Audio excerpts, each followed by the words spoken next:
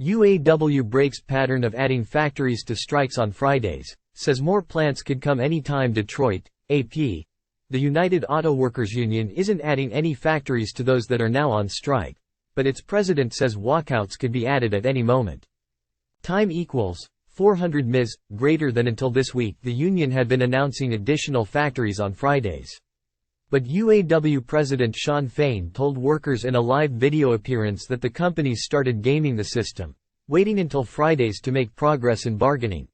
"We will be calling out plants when we need to, where we need to, with little notice," Fain said on Friday morning. "We're not sticking to one pattern or one system of giving these companies an extra hour or an extra day.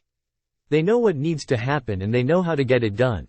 Fain said the union is still bargaining hard with General Motors and Jeep maker Stellantis. But he criticized Ford, which said Thursday that it had reached the limit of how much money it will spend to settle the strike.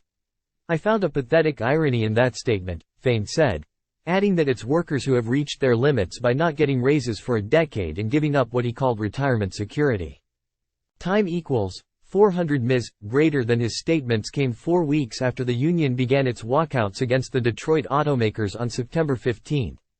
The strikes started with one assembly plant from each company. The union later added 38 parts warehouses at GM and Stellantis, and then one assembly factory each from Ford and GM.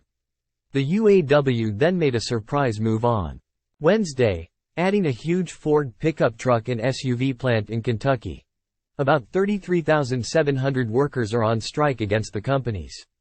Analysts say parts supply companies, especially smaller ones without a lot of cash reserves, will be squeezed as the strikes goes on.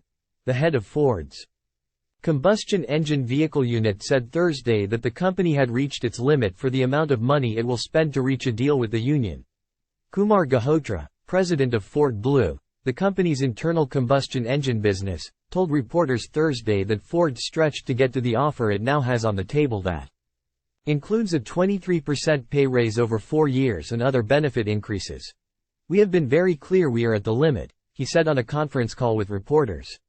"We risk the ability to invest in the business and profitably grow. And profitable growth is in the best interest of everybody at Ford." Time equals 400 ms. Greater than. The company has a set amount of money, but is willing to move dollars around in a way that might fit the union's needs, Gahotra said, adding that he still thinks it's possible to reach a deal. The union began the strike by targeting a small number of plants from each company rather than have all 146,000 UAW members of the automakers go on strike at the same time. Last week, the union reported progress in the talks and decided not to add any more plants. This came after GM agreed to bring joint venture electric vehicle battery factories into the national master contract, almost assuring that the plants will be unionized.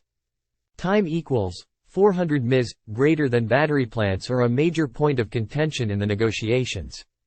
The UAW wants those plants to be unionized to assure jobs and top wages for workers who will be displaced by the industry's ongoing transition to electric vehicles.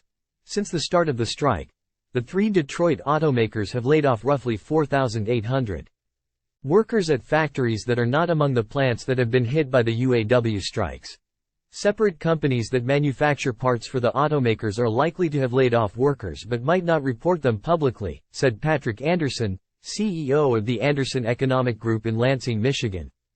Time equals 400 ms. Greater than. A survey of parts supply companies by a trade association called MEMA Original Equipment Suppliers found that 30% of members have laid off workers and that more than 60% expect to start layoffs in mid-October.